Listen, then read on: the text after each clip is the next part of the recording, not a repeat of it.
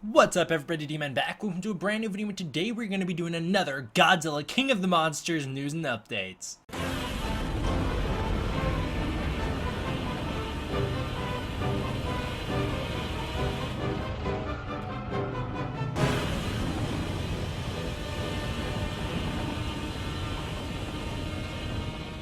You guys have really wanted this one, so just know, chapter time's in the description below. If you really got to check out that one news story we all know you're here for, go use those chapter times in the description below to skip to it. If you're interested in the full scope of things, all the news, stick around for the whole thing. Before we begin here, yes, I am aware my face is cosplaying as a pepperoni pizza. I know. I really don't care. If I cared, I wouldn't do face cam. I'd turn on the audio. But let's jump into this Godzilla Monsterverse news and updates. Starting out, we have a size comparison chart. You guys can check it out down below where I originally found it. But it is a size comparison chart for King Ghidorah, Godzilla, Rodan, and Mothra, based off what we believe their looks to be and going off their size. I like the Mothra here. You can see Mothra's little wings.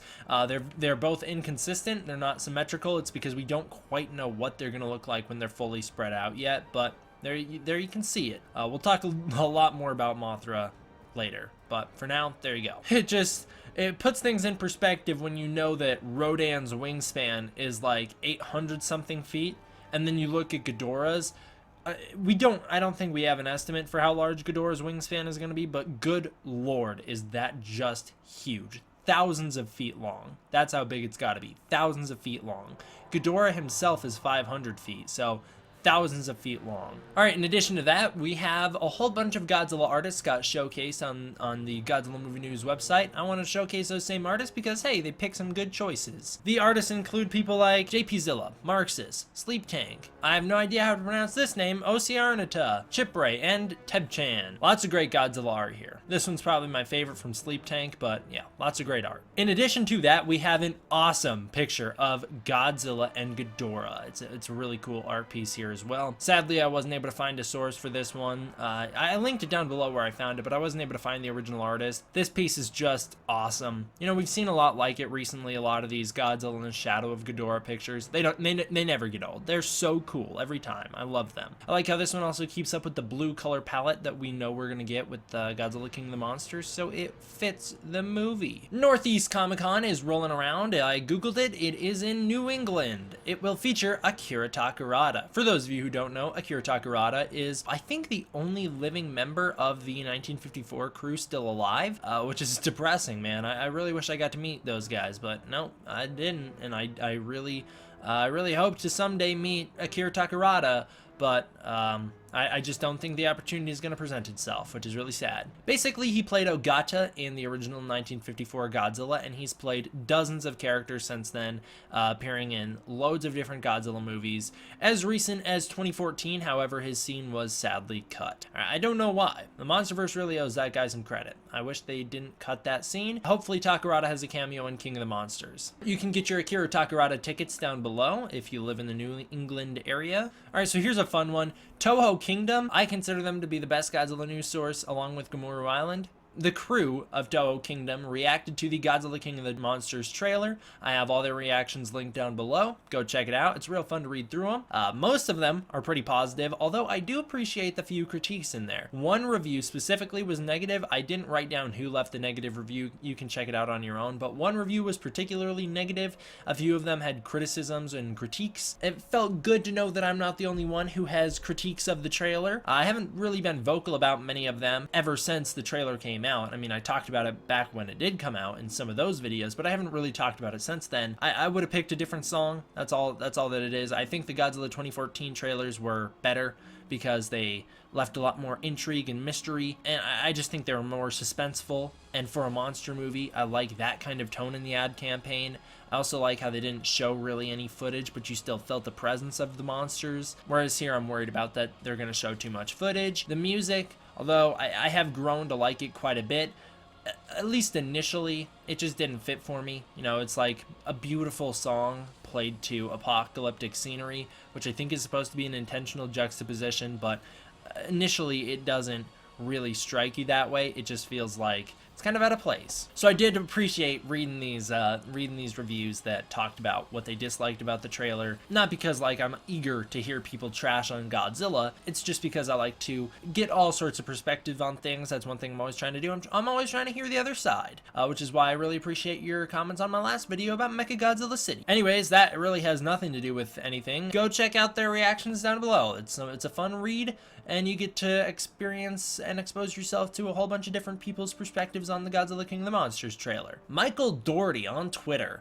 dropped some hints as to which one of Ghidorah's heads was going to be most in control or most in charge. He was basically hinting to the independent thought that Ghidorah has in each of his heads. This isn't news. We know that each of Ghidorah's heads will have their own independent thought, personality, and in addition to that, they will have their own intelligence level. Some of them will have more cognitive skills than others. Some of them will be smarter than others. He dropped some hints to that on Twitter, which based off the tweet, he would be referring to the left head. He'd be saying that the left head is the smartest head, which the left head is played by Richard Dorton in King of the Monsters. However, I don't think that's what he's actually saying here. The reason I say that he hints to the left head being the dominant is because the tweet is referring to a two-headed snake that was found, where in real life, the left head of the snake was dominant and responded to the most stimuli. However, I think for King of the Monsters, it's safe to assume that the center head, the one played by Jason Liles, will be the dominant head. The other two will be less intelligent than that. But it's pretty cool to hear, or at least get reference to, Ghidorah in some sort of way. I think it's pretty cool. Speaking of Ghidorah though, Newsweek recently did a featurette on Ghidorah and all of his actors, so that's Jason Liles, Alan Maxon, and Richard Dorton. In addition to Ghidorah, we know that Jason Liles will be playing Rodan in Godzilla King of the Monsters. That's very cool. He hasn't talked about that at all. Even when I interviewed him, which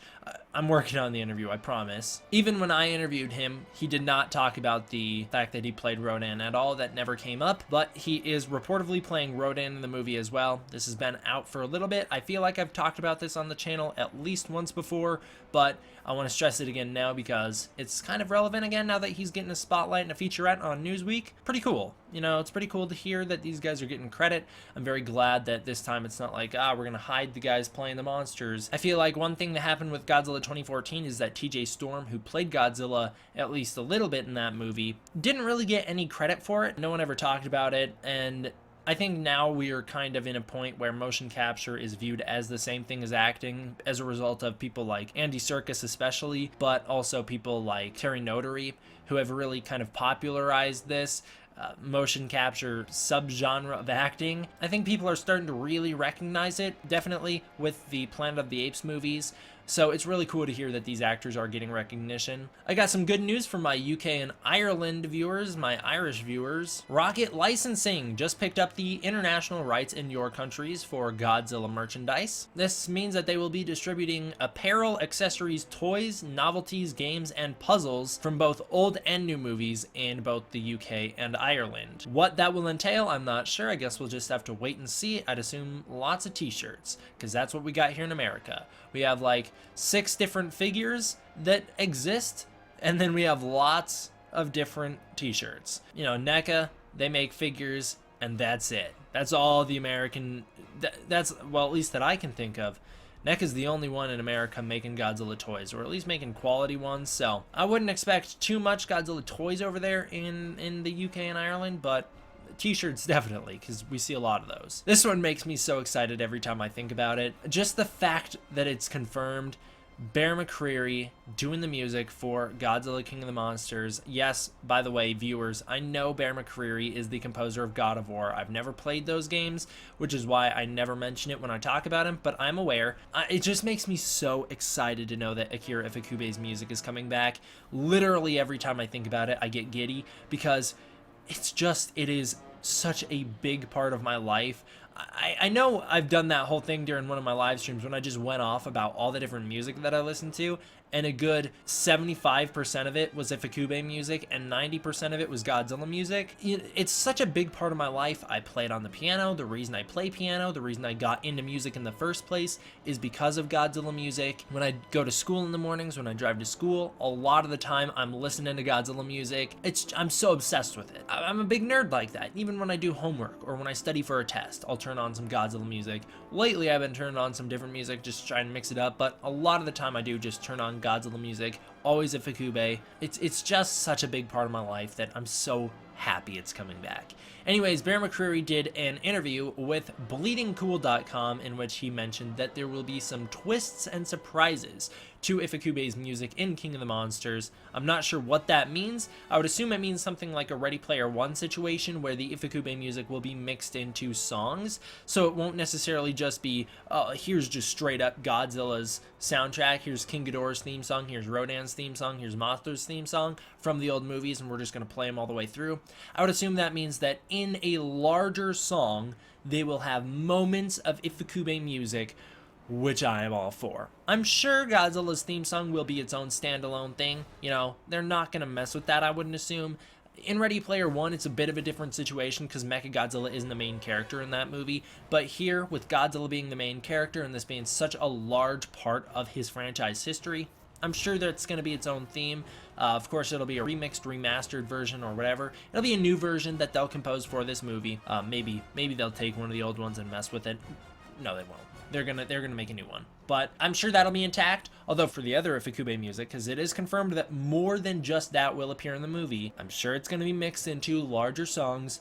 I am all for that. That's what I do in my custom themes, and my custom themes are, if I was going to compose the movie without seeing it, and I had to write a song for the movie that I hadn't seen yet, that's exactly what I do. The songs that I put out to you guys, that's exactly what I'd write, because that is what I wrote.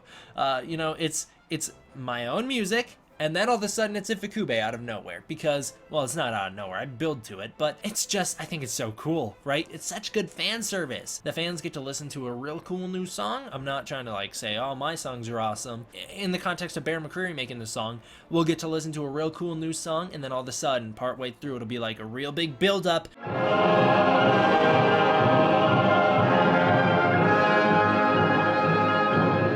Bam! It's Rodan's theme song that I think is better as Ghidorah's theme song. I think that's the twists and surprises he's referring to. I don't know what else he'd be talking about other than the fact that we won't get straight up Ifukube music, but it'll be mixed in. Otherwise, I think the twists just might be which Ifukube songs they picked for this movie. If they picked like Mechagodzilla 2's theme song, wow, that'd be a twist that I didn't see coming because that really wouldn't fit, or at least I wouldn't think it would. Ifukube's music is back. Bear McCreary did an interview for it. You can check it out down below. I'm very excited for it. The official Akira Ifukube organization website promoted this. They're very excited about it. I follow them on Twitter too. I would definitely recommend it. It's pretty cool. akirafukube.org.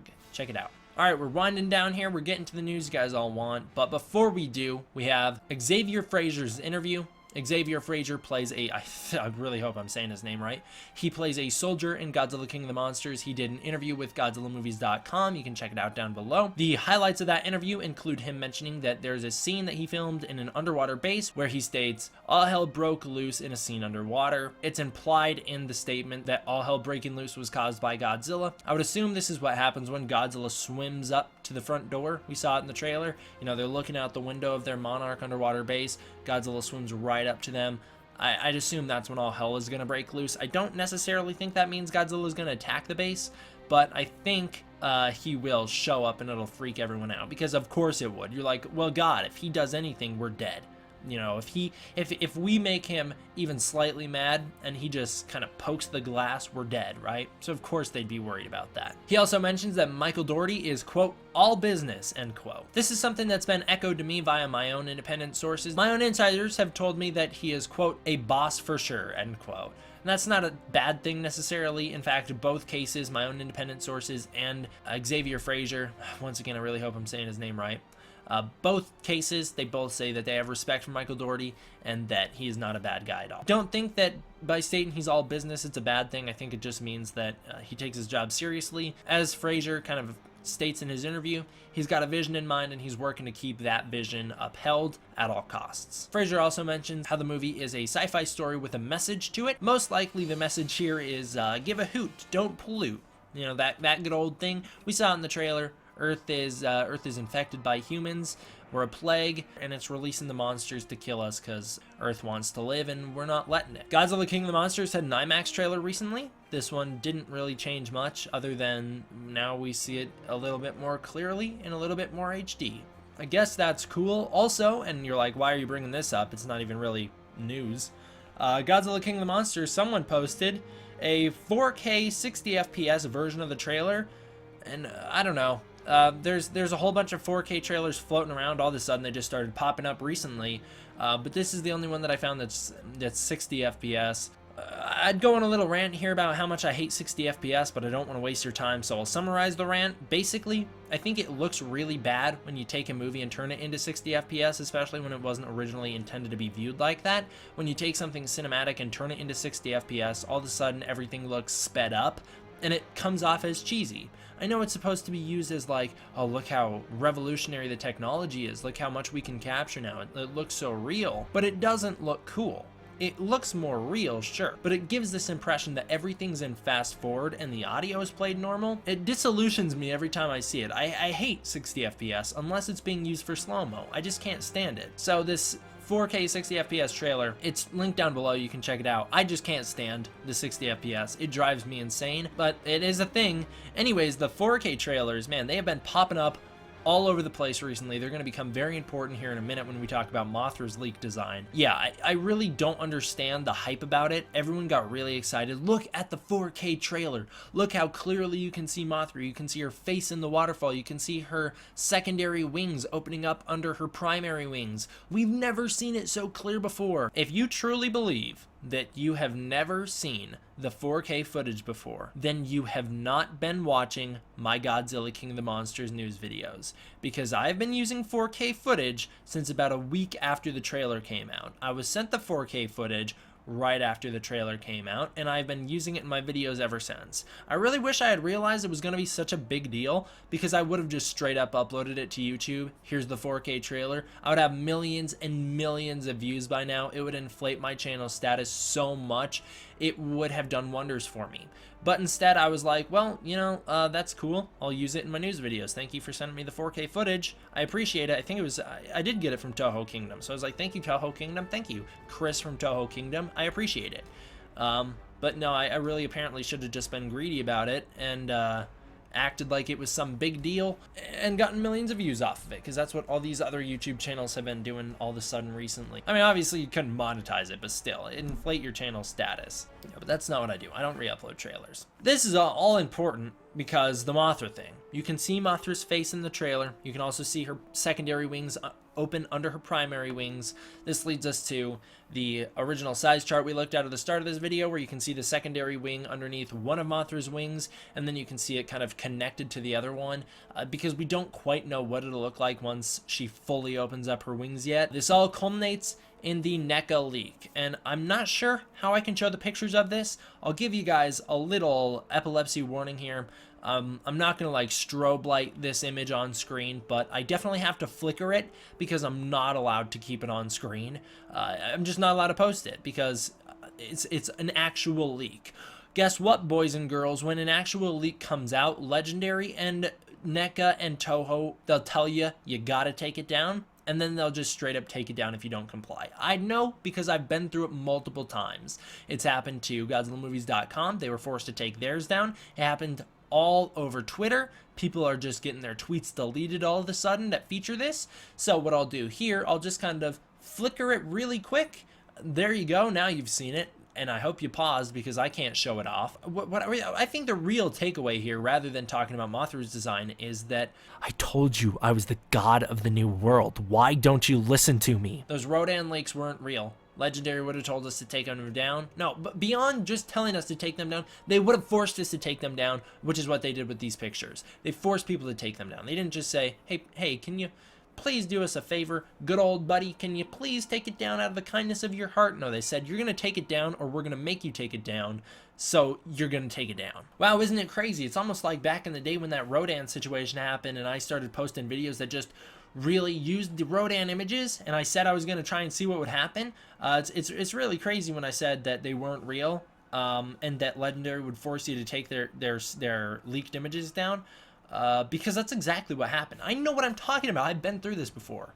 Everyone's like, oh my god, this kid's still going on about the Rodan leaks. Well, if I didn't get comments about it, still to this day, I wouldn't be going on about it. But I still get comments about it because, man, people really are like, took it to heart when I didn't think that that was real. Anyways, the Neca thing, it's a picture of a guy. I'm looking at it right now. Sorry, you're looking at me, look at someone else. It's a picture of a guy working on some Neca toys. In the background, it looks like we can see some Pacific Rim kaiju. We can also see a Gypsy Danger, which is a big Gypsy Danger. But you can see the Mothra there. There is a Mothra in the image next to the Gypsy Danger. Doesn't look like much. It's not confirmed Mothra either. No one actually came out and said it was Mothra. But all the evidence in the world points to it being Mothra. First of all, we know, and I do have it linked down below, that Neca is already working on their Godzilla King of the Monsters lineup. They are already having those figures in pre-production, or they're having prototypes done. They're already working on them. We know that. They confirmed it on Twitter. So there you go. We know that they're already in existence somewhere. So it makes sense that there's the potential for a leaked picture. Second of all, this is an official Neca image. This was posted by Neca and later taken down by Neca after people noticed the Mothra. Third, what else is it? There's nothing else that this could be. A giant moth, or it's not really giant actually, it's quite small when compared to the Gypsy Danger, but a moth toy? Who would want a moth toy if not Mothra? I don't think anyone. So we have a picture of a moth toy from Neca, and it does look like the moth from the trailer. It's got a similar body shape. It's got the secondary wings opening under the primary wings. They don't appear to stick out quite like how they used to, which I think is not great. I like the old wings better, but they don't quite stick out the way they used to. This also kind of creates some problems with the Kong Skull Island painting, and especially the Temple of the Moth picture, which is canon, like straight up official. This is what it's supposed to be. It doesn't quite look like that. I think there is a strong potential that this Mothra thing is real. Even if it is though, looking at this design, well, I can't say much about it. It looks like an insect. It doesn't look like a Mothra to me. It looks like an insect. So I guess if this is real, and I'm not confirming it, I'm not saying that it is confirmed, I'm saying there is a stronger potential for this to be real than a lot of the other leaks we've gotten. I don't know, I'm not in love with this design, mostly because I can hardly see it. I think it looks just like a big bug. That's it. That's really all I feel about it. I don't like the legs. They're a bit too long for me. I think the secondary wings should look a little more classic, but I don't have much to say about it. So sorry if you were like, oh god, I'm dying to hear D-Man talk about this, and then you clicked and that was my response. I hope you weren't so underwhelmed that you're just disappointed or whatever. I'm not gonna fake a reaction to be like, oh my god, this is the craziest thing in the world, because I just don't think that. I mean, we can hardly see the image. We can hardly tell what Mothra looks like. We don't even know that's actually Mothra. So what I'll say about this is that I think it looks like a bug, and that could be a good thing or a bad thing depending on how it's executed. I think from what we've seen in the trailer, Mothra is going to look pretty cool, but I would prefer a more classic looking design in terms of wing shape and the body from what we get in this image that, again, I can't really show. Anyways, guys, thank you all for watching. I hope you enjoyed it. I will see you guys next time. D-Man out.